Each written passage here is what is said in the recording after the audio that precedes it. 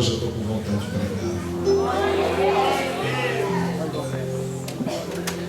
Carta do apóstolo Paulo aos Filipenses, da igreja de Filipos, capítulo 2, a partir do versículo 3.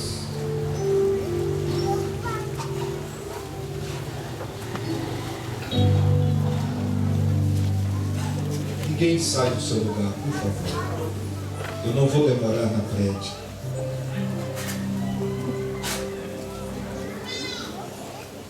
Quem sabe hoje vai ser aquele momento tão esperado. Aleluia. Tão desejado. Então fiquem. Todos encontraram, pode dizer amém. Diz assim: nada façais por contenda ou por vanglória, mas por humildade. Cada um considere os outros superiores a si mesmo.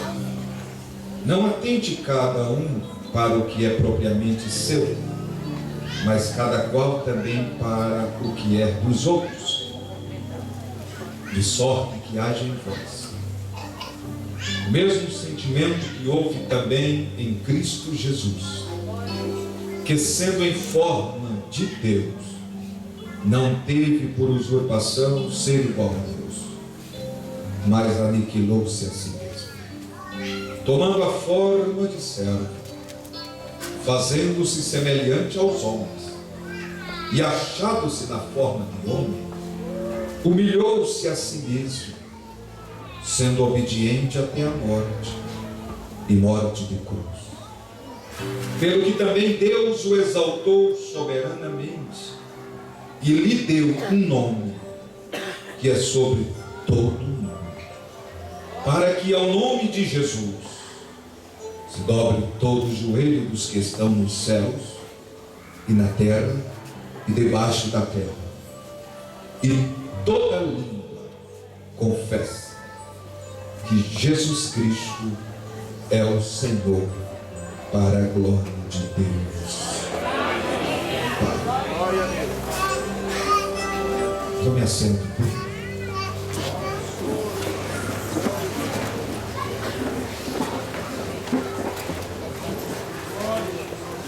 Amados e queridos irmãos, nós sabemos que o apóstolo São Paulo, ele tinha em mente a evangelização da Frígia, da Galácia, da Mísia. E o apóstolo Paulo, juntamente com a sua comitiva, estavam indo em direção à Ásia. E a Bíblia diz que o Espírito Santo os impediu de ir até a Ásia, continente asiático. O apóstolo Paulo foi impedido pelo Espírito Santo de ir à Ásia, juntamente com os seus companheiros. A Bíblia diz que o Espírito Santo conduz os bandeirantes da fé até um determinado lugar por nome Troade.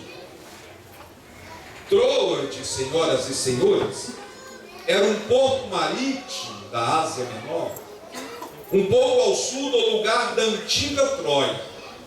O porto de Troade tem as suas ruínas hoje, conhecidas como Istambul, na Turquia. O porto marítimo era um ponto de partida para outros continentes. O apóstolo Paulo, impedido pelo Espírito Santo, está ali naquele porto marítimo, sem saber qual seria o destino evangelístico. A Bíblia nos diz que à noite o apóstolo Paulo recebeu uma visão, e nesta visão apresentou-se a ele um personagem, um homem, um homem da Macedônia, rogando-lhe que passasse a Macedônia e fosse ajudá-los ali. Eu vejo nesta visão o momento em que Deus começa a trabalhar a evangelização mundial. Porque agora o Senhor está conduzindo o apóstolo Paulo para o ponto de partida da pregação do Evangelho, que alcançaria o mundo inteiro, a Europa. Através da Europa, a evangelização alcançaria o mundo inteiro. Paulo tem certeza, pois ele sabia muito bem que a visão era clara e objetiva. A Bíblia diz que logo pela manhã, ele concluiu no coração que Deus tinha uma grande obra na Macedônia. A Bíblia diz que Paulo, com a sua comitiva, começam a navegar em direção à Macedônia. Passa por Samotrace, uma pequena ilha do mar Egeu. Depois ele vai em direção a Neápolis, ou Nápoles, que era a moderna Cavala, a 15 quilômetros distante da capital da Macedônia, a cidade de Filipos. Paulo chega em Neápolis. Neápolis tinha uma população de mais ou menos 45 mil habitantes. Só que Paulo tinha em mente uma voz gritante: passa a Macedônia e ajuda-nos. Paulo não se deteu em Neápolis. Ele vai em direção ao entroncamento exatamente entre o Oriente e o Ocidente, a capital da Macedônia, Filipos. O ponto estratégico para a evangelização mundial. O homem de Deus está sendo conduzido pelo Espírito Santo. Aleluia. Até que ele chega na cidade de Filipos, o lugar estratégico, ponto certo. Só que Paulo, ao observar a cidade, logo de início ele vê uma lei que estava escrita fora dos portões da cidade, proibindo qualquer tipo de pregação, de manifestação, de culto, de religiosidade dentro da cidade de Filipos. Porque a cidade de Filipos, ela era um tipo de Roma em miniatura. Ali se falava a língua de Roma, ali se usavam os costumes de Roma, ali predominavam as leis de Roma. Era o Império Romano em miniatura que funcionava naquela cidade. Como Paulo foi impedido por causa desta lei, e por ser desconhecido, não ter ninguém, nenhum ponto de apoio, logo Deus começa a dirigi-lo a um lugar reservado. Paulo agora tinha necessidade de falar com Deus. O que vou fazer?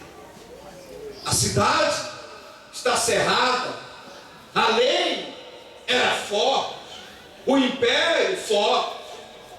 Só que Paulo foi falar com Deus forte. A Bíblia diz que nas margens do rio, Paulo começa uma campanha de oração. Eu vejo a sensibilidade desse homem, que era o mestre, que era um dos grandes teólogos, um homem de uma formação teológica invejável, que foi criado aos pés de Gamaliel, neto do grande rabino Viléu. Não era uma pessoa qualquer. Foi formado ainda quando jovem, de decisões fortes, de conhecimento apurado. Ele agora está ali, se submetendo a Deus. Por que não pregar? Se era um teólogo não só por excelência, mas por direito. Por que não evangelizar?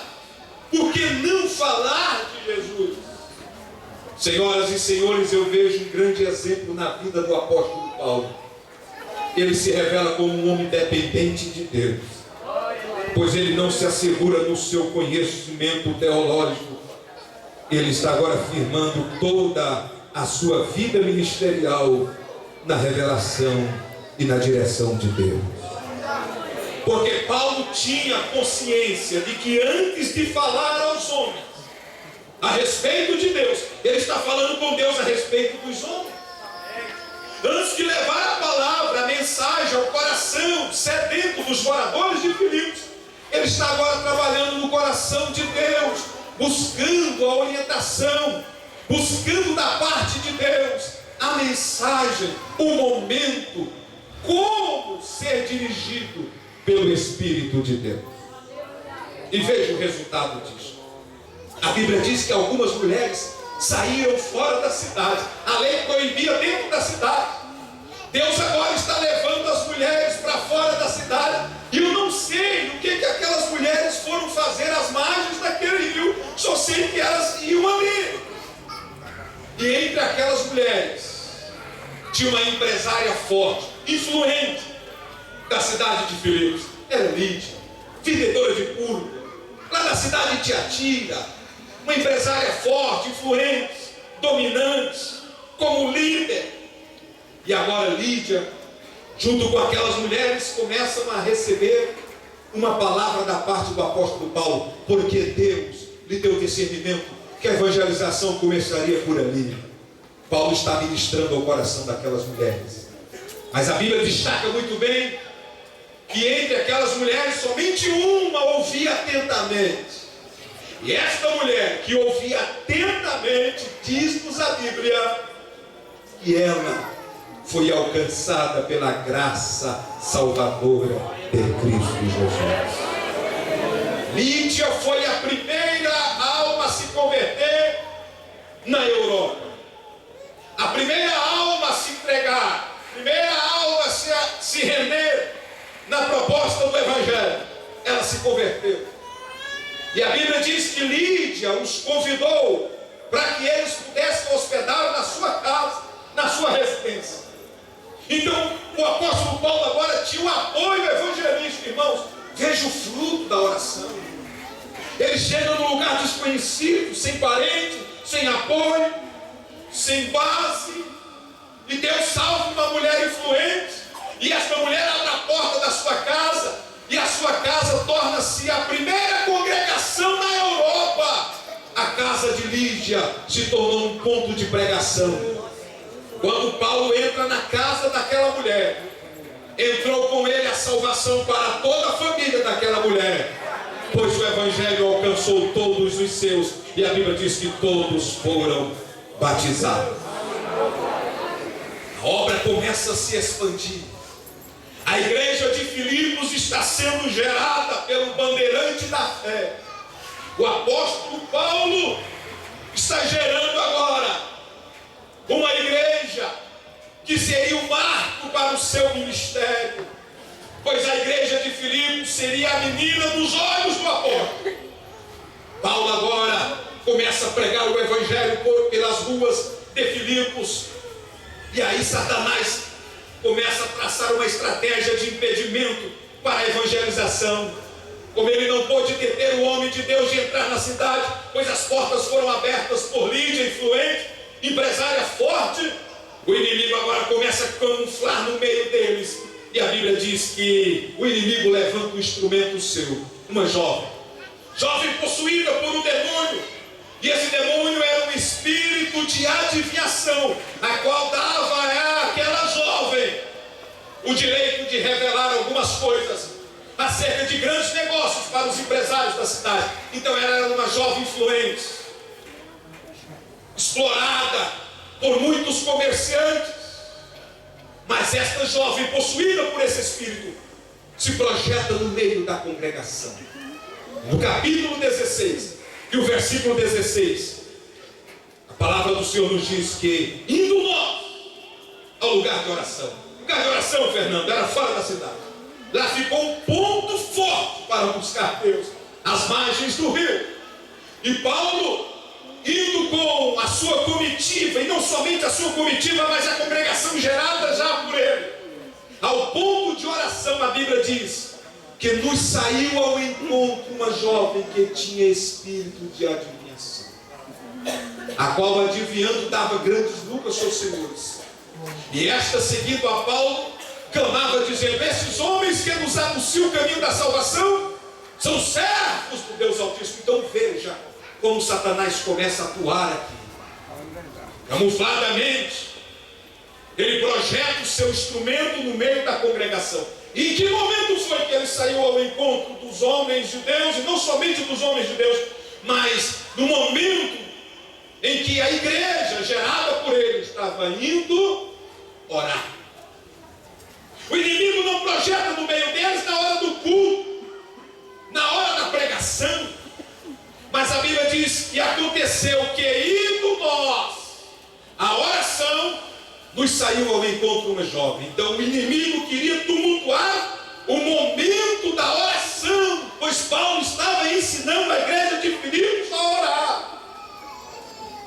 E Satanás sabia muito bem que através da oração ele era candidato número 1 a perder a batalha, porque a vitória só vem através da oração. A força só vem através da oração. Só que o homem de Deus tinha o discernimento que aquelas palavras proferidas por aquele espírito através daquela jovem não provinha de Deus. A Bíblia diz que fez isso com ela por muitos dias, mas Paulo perturbando-se, porque o que não é de Deus perturba, o que não é de Deus traz dúvida, o que não é de Deus coloca o pensamento dividido. E Paulo sabia que aquilo não vinha de Deus, mesmo sendo palavras verdadeiras. Ouçam, por favor. Olha o que a jovem dizia pelo Espírito: esses homens que nos anunciam o caminho da salvação, eles são servos do Deus Altíssimo. O que ele queria fazer aqui, igreja? Ele não queria afirmar a verdade que Paulo era homem de Deus.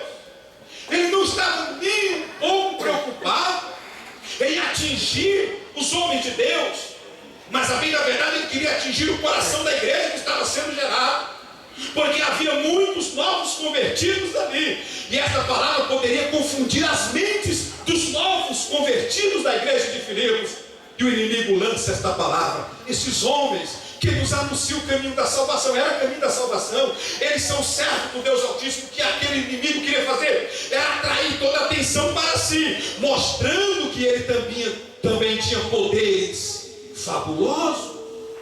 Mas Paulo, tomado por Deus, cheio da autoridade, ele volta-se àquela jovem e diz: em nome de Jesus Cristo, espírito maligno, eu te ordeno, sai dela, em nome de Jesus. Aleluia!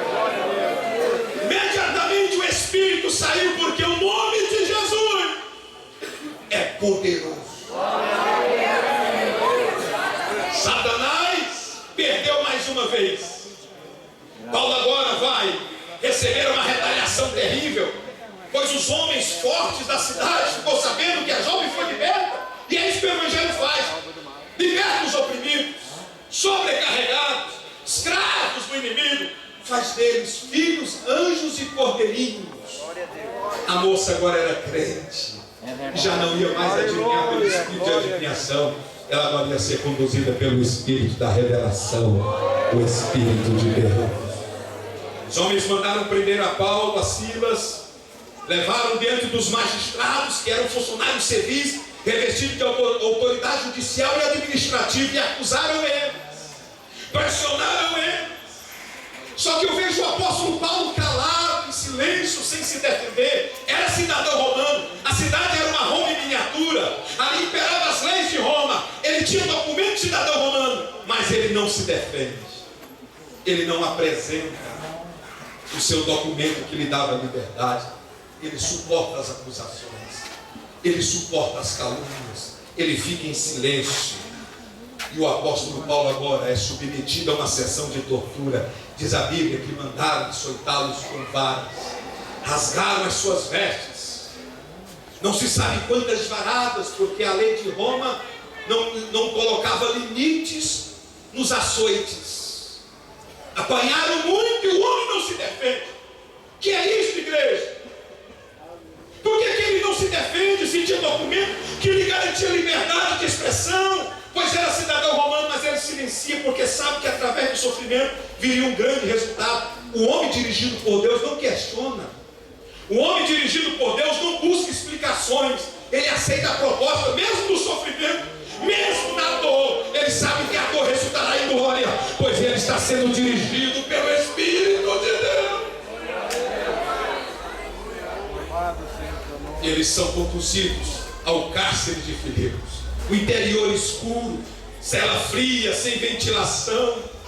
Seus pés são presos em um tronco, que era instrumento de tortura, que possuía 5 buracos. Um prendia o pescoço, 2 prendiam os braços, 2 prendiam as pernas. No caso de Paulo e Silas, ficaram presos às suas pernas. Eles estão numa posição horrível. Os vergões minavam sangue. Banharam. Já era de tardezinha.